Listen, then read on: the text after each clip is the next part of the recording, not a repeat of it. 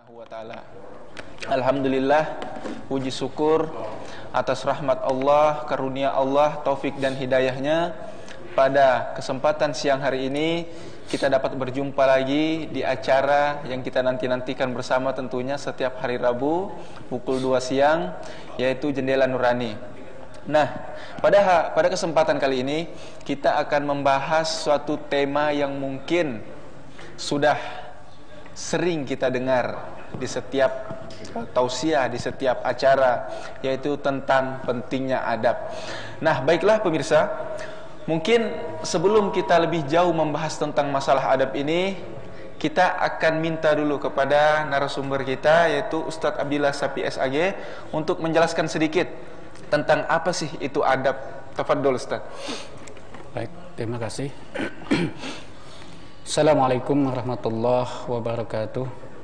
Innal hamdalillah nahmaduhu wa nasta'inuhu wa nastaghfiruh wa na'udzu billahi min shururi anfusina wa sayyiati a'malina. May yahdihillahu fala mudhillalah wa may yudlilhu fala hadiyalah. Asyhadu an la ilaha illallah wahdahu la syarikalah wa asyhadu anna sayyidana wa nabiyyana Muhammadan abduhu wa rasuluhu la nabiyya ba'dah. Allahumma salli wa sallim wa barik ala nabiyina Muhammad wa ala alihi wa ashabihi wa mawalah, amma ba'd. Pemirsa yang dirahmati oleh Allah Subhanahu wa taala, seperti yang disampaikan oleh pembawa acara kita tadi, presenter kita yang gagah dan tampan, Saudara Arsyil Al-Ihsan.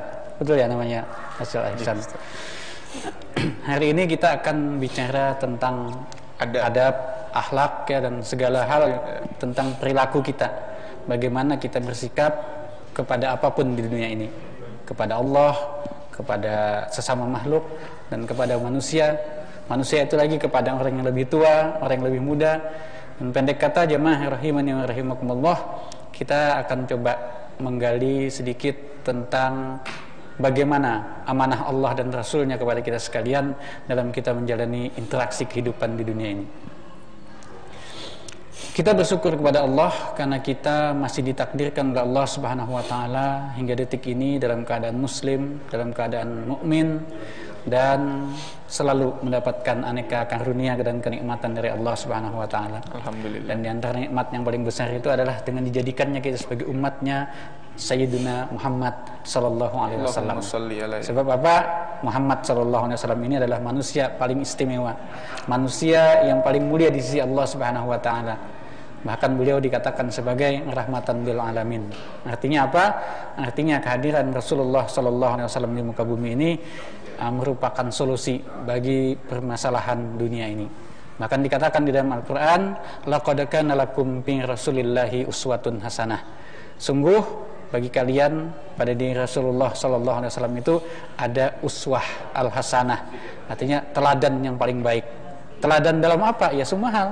Dalam hal ibadah, dalam hal berkeyakinan atau berakidah, dalam hal termasuk sopan santun, adab, kelakuan dalam kita bermuamalah, baik itu muamalah rohaniah kita kepada Allah Subhanahu wa taala maupun muamalah jasadiah kita kepada sesama manusia.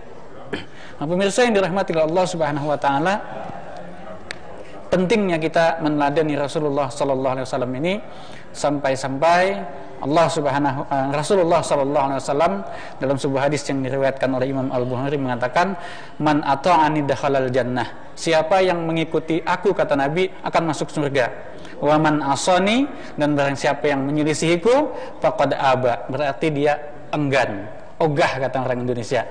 Nah, jadi Rasulullah sallallahu alaihi wasallam telah menegaskan bahwa beliau adalah contoh teladan bagi kita. Ya, Allah Subhanahu wa taala dalam firman-Nya menyuruh kita untuk menjadikan Rasulullah sallallahu alaihi wasallam sebagai teladan. Rasulullah sallallahu alaihi wasallam sendiri pun menegaskan bahwa barang siapa yang meneladani beliau, mencontoh beliau, mengikuti beliau, orang itu akan dijamin masuk surga. Tetapi yang menyelisihi beliau, yang menentang ajaran beliau, orang tersebut pasti akan masuk ke dalam neraka. Nah, termasuk dalam hal adab ini, dalam hal interaksi kita dengan mungkin kita lebih fokus kepada sesama manusia ya, artinya baik itu kepada sesama muslim maupun kepada orang yang berada di luar ajaran agama kita. Secara prinsip Rasulullah sallallahu alaihi wasallam sebetulnya sudah mengajarkan kepada kita bagaimana adab terhadap sesama manusia. Nah, dalam sejarah hidup Rasulullah SAW kita pasti sudah ingat nih, sudah sering mendengar bahwa Rasulullah itu punya banyak keluarga kan, punya banyak paman. Ini pernah saya sampaikan dalam Jendela Nurani di awal-awal tahun yang lalu, bahwa kita ambil contoh 3 saja. Yang Rasulullah SAW itu, pemirsa yang dirahmati oleh Allah Subhanahu Wa Taala, memiliki paling tidak bisa kita jadikan contoh itu ada 3 paman Rasulullah SAW. Nah, ini bisa menjadi contoh bagi kita. Bagaimana kita beradab, bagaimana kita berakhlak, bagaimana kita menyikapi sesama manusia ini. Jadi sudah dicontohkan oleh Rasulullah SAW. Paman Rasulullah yang pertama yang menjadi contoh bagi kita adalah Hamzah bin Abdul Muthalib. Nah, Hamzah bin Abdul Muthalib ini siapa? Beliau adalah paman Rasulullah SAW yang menerima dakwah Rasul, masuk Islam bahkan dalam usia yang masih muda, yang kemudian beliau berjuang bersama-sama Rasulullah SAW. Bagaimana adab atau sikap beliau terhadap paman beliau yang bernama Hamzah ini? Jelas, keimanan telah mempertautkan hati mereka. Selain hubungan kekerabatan, hubungan nasab, beliau juga menjalin hubungan akidah yang tentunya dengan sebab inilah Rasulullah SAW sangat mencintai paman beliau Hamzah bin Abdul Muthalib. Makanya ketika Rasulullah SAW mengetahui kondisi Hamzah bin Abdul Muthalib terbunuh ketika itu merupakan bagian daripada masa-masa yang begitu sangat berat di dalam kehidupan beliau. Nah, jadi beliau sangat mencintai. Ini pun kita contoh ketika kita mendapatkan orang yang beriman, sama akidah dengan kita, dan juga berjuang bersama-sama kita, maka tentu adab kita kepada dia, sikap kita kepada dia adalah kita mencintai dia, memperlakukan dia sebaik mungkin. Lalu yang kedua, paman Rasulullah SAW, yang kedua paman Nabi ini adalah non-muslim. Jadi dari 3 paman Nabi yang saya contohkan ini, ada 1 muslim dan ada 2 non-muslim. Yang non-muslim ini pertama Abu Thalib. Abu Thalib adalah paman Rasulullah SAW yang sampai akhir hayatnya tidak mau menerima hidayah Islam, tidak mau mengucapkan 2 kalimat syahadat. Tetapi sikap beliau, interaksi beliau kepada Rasulullah SAW begitu baiknya. Bahkan Abu Thalib ini merupakan salah satu paman Nabi yang siap pasang badan untuk melindungi dakwah Rasulullah SAW. Padahal beliau sendiri bukan seorang Muslim. Nah, bagaimana sikap Rasulullah terhadap beliau? Tentu Rasulullah SAW sangat mencintai beliau. Rasulullah SAW menghargai beliau, memperlakukan beliau sebaik-baiknya. Hanya saja dalam rangka hubungan akidah, Rasulullah SAW tidak berdaya untuk menolong beliau. Rasulullah SAW tidak diizinkan untuk mendoakan beliau. Makanya ketika ada seorang sahabat yang bercerita kepada Nabi, ya Rasulullah, ayahku mati dalam kekafiran. Apa kata Rasulullah? Ayahku dan ayahmu di neraka. Yang dimaksud oleh Rasulullah SAW di sini menurut sebagian ulama, terutama yang mengikuti pendapatnya Imam As-Suyuti rahimahullah taala, yang dimaksud oleh Rasulullah sebagai ayahku di sini bukan berarti ayah kandung Rasulullah SAW, tetapi paman beliau. Kenapa? Ulama mengatakan contoh Nabi Ibrahim. Azar, pembuat patung, itu bukanlah ayah kandung Nabi Ibrahim, tetapi paman dari Nabi Ibrahim, yang mana dalam kebiasaan orang Arab juga disebut sebagai ayah. Nah, kalau di Kalimantan orang Banjar juga menyebut begitu. Kadang-kadang dipanggil Bugis juga gitu. Ya, abah gitu kan. Nyebut ayah. Nah, makanya kenapa kemudian kebelakangan ini timbul perbedaan nih, perpecahan. Ada yang mengatakan orang tua Nabi masuk neraka, orang tua Nabi tidak masuk neraka. Ini sebab, salah satu sebabnya sini. Tapi kita tidak akan bahas ini hasil. Kita akan bahas tentang bagaimana sikap Rasulullah terhadap paman beliau yang non muslim tetapi bersikap baik kepada beliau. Nah, kita sebagai umat Rasulullah SAW juga seperti itu. Kepada saudara kita, apakah dia keluarga satu nasab dengan kita, apakah orang yang berbeda nasab, tetangga, siapapun, dia non muslim, dia seorang yang tidak beriman kepada Allah dan Rasulnya, tetapi ketika dia bersikap baik kepada kita, dia lembut kepada kita, kita pun wajib untuk bersikap baik kepada non muslim yang bersikap baik kepada kita. Nah, akan tetapi contoh paman Rasulullah SAW yang ketiga, Abu Lahab. Ini walaupun ada hubungan darah dengan Rasulullah, bahkan konon diceritakan ketika Rasulullah lahir, dia memerdekakan budak sebagai tanda sayangnya beliau kepada Rasulullah SAW. Makanya ini juga yang dijadikan dalil oleh sebagian saudari kita dalam merayakan Maulid Nabi, ya kan? Dengan kita bergembira, kita berharap syafaatnya Rasulullah SAW. Nah, Abu Lahab yang kafir saja, ketika dia senang dengan hadirnya Rasulullah SAW, lahirnya Rasulullah SAW, lalu dia memerdekakan budaknya, maka menurut riwayat pada setiap tanggal di mana lahirnya Rasulullah SAW, siksanya Abu Lahab ini diringankan oleh Allah Subhanahu Wa Taala. Nah, ini contoh bagaimana sikap Rasulullah kepada Abu Lahab. Secara manusiawi Rasulullah memperlakukan dengan baik.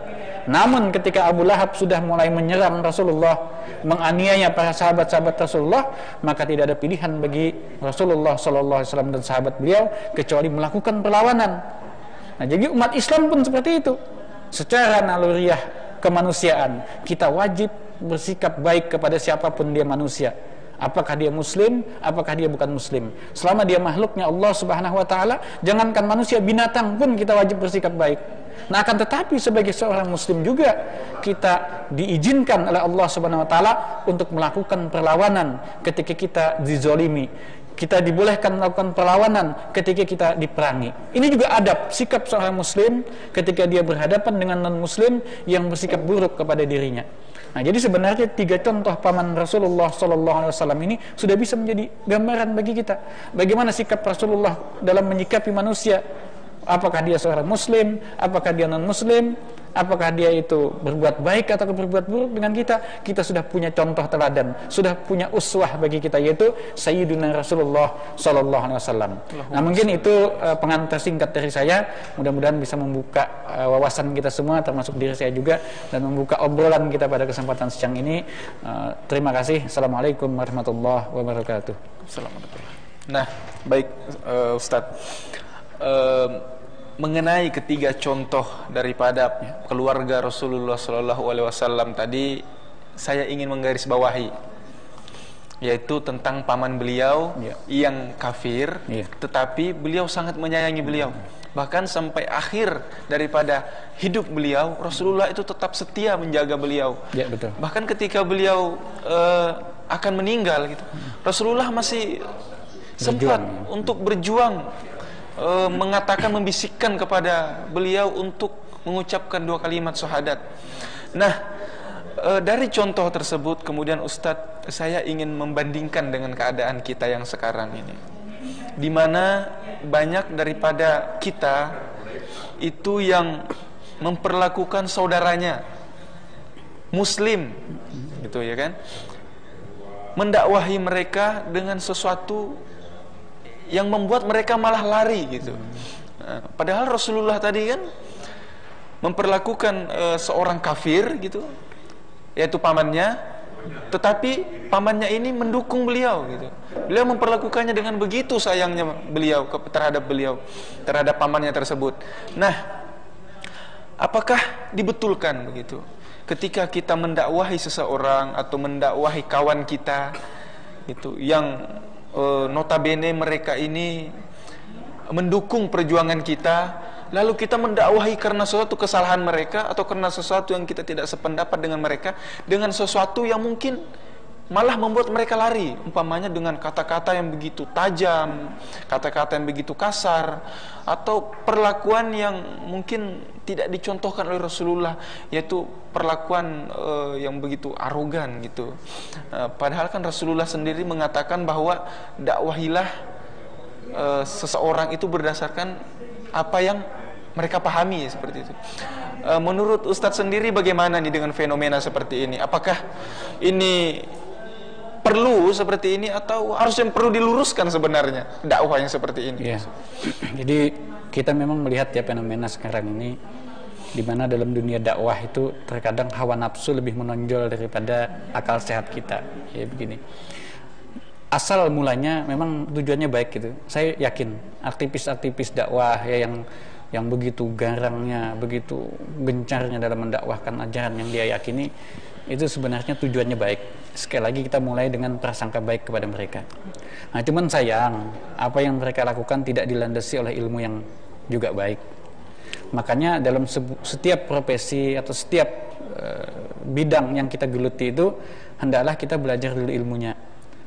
Orang mau jadi guru aja kuliah 4 tahun khusus ilmu keguruan gitu. Orang mau melatih pencak silat, belajar dulu jadi instruktur pencak silat. Orang mau jadi koki saja tidak cukup untuk jadi instruktur, dia harus belajar lagi jadi instruktur. Orang jadi pelatih tinju tidak cukup dia petinju, Dia mungkin bisa bertinju tapi dia tidak tahu teknik melatih, akhirnya petinjunya bukannya malah berprestasi, mungkin babak belur petinjunya. Kenapa? Karena latihan yang tidak sesuai dengan porsinya. Nah, demikian juga jemaah rahimani wa rahimakumullah, dakwah itu adalah tugas yang sangat mulia, tugas yang istimewa, tugas yang amanahnya langsung dari Allah dan Rasulnya. Maka tentunya untuk bisa berdakwah, menyampaikan kebenaran itu tidak cukup kita hanya mengetahui hukum-hukum agama saja, tetapi kita juga harus mengetahui fikih dakwah, ya, metode-metode dalam berdakwah. Nah, kalau dalam dunia akademik, fakultas dakwah kan ada khusus nih. Nah, untuk itulah maka jamaah rahimani wa rahimakumullah, para ulama dulu juga seperti itu. Berdakwah itu tentu menggunakan metode-metode, uslub-uslub yang sesuai dengan apa yang dicontohkan oleh Rasulullah sallallahu alaihi wasallam. Makanya Allah Subhanahu wa taala berfirman, "Wala taqfu ma laisa laka bihi ilmun." Jangan kamu ikuti sesuatu yang kamu tidak punya ilmu.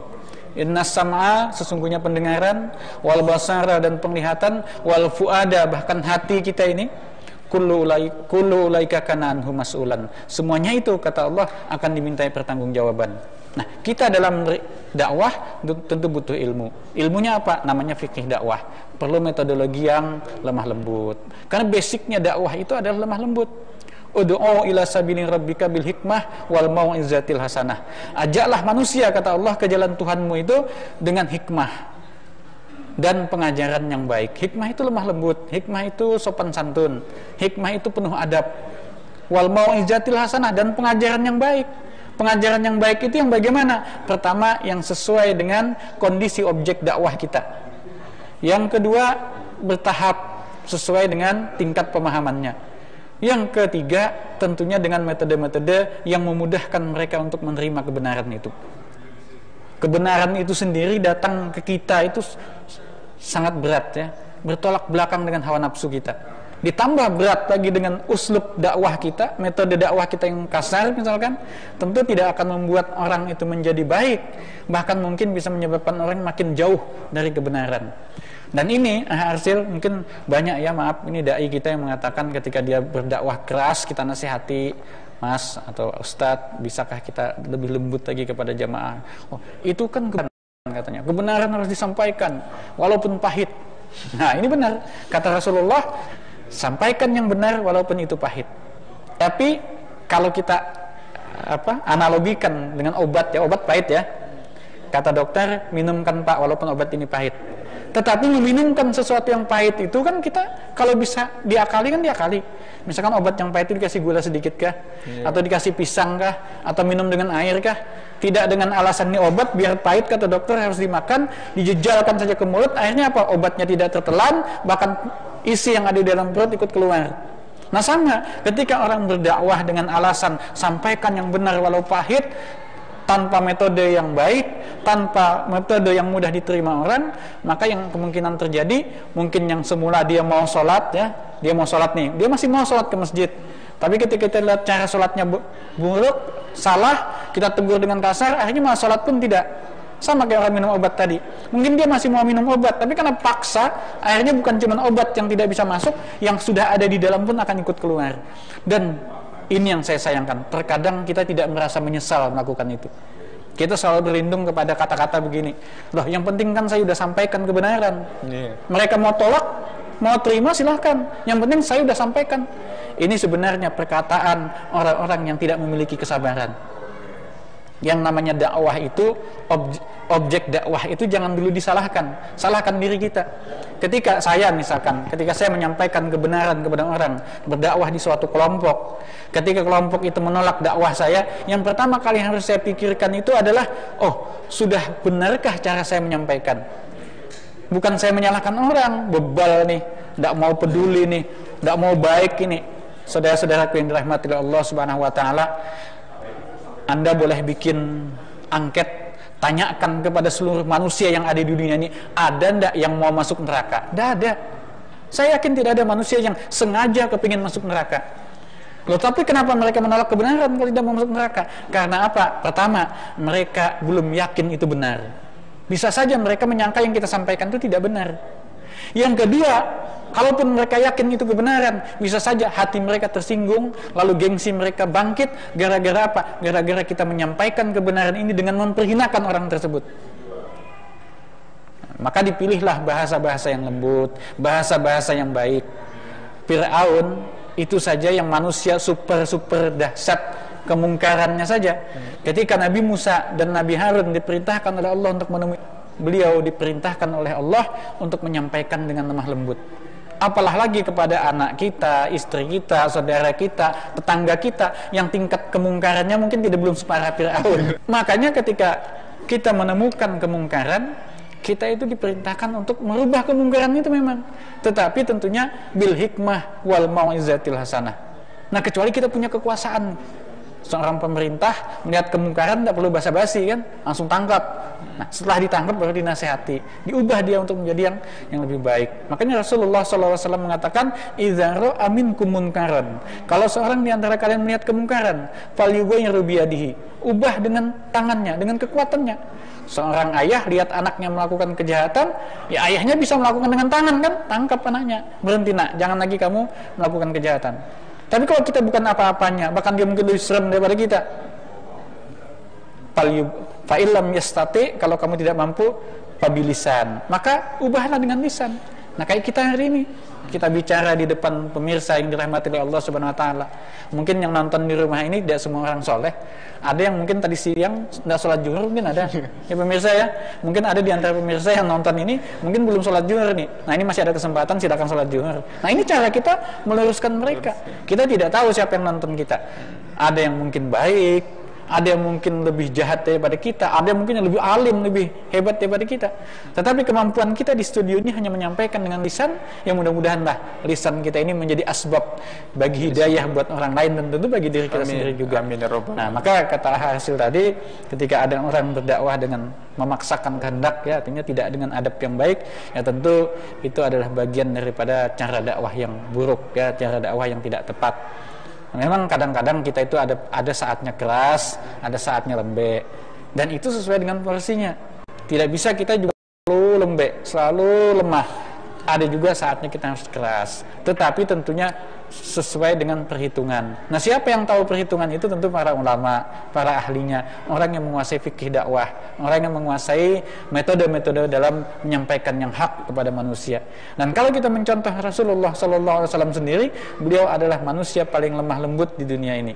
Beliau manusia paling beradab di dunia ini. Maka tidak ada pilihan lain bagi kita kalau ingin berdakwah. Contohnya siapa? Contohnya Rasulullah SAW. Makanya tadi Rasulullah mengatakan dalam hadisnya, man ata'ani dakhalal jannah. Siapa yang ikut aku masuk surga. Wa man asani faqad aba. Dan siapa yang menentangku berarti dia enggan, berarti ogah, enggak mau masuk surga. Ya mungkin itu.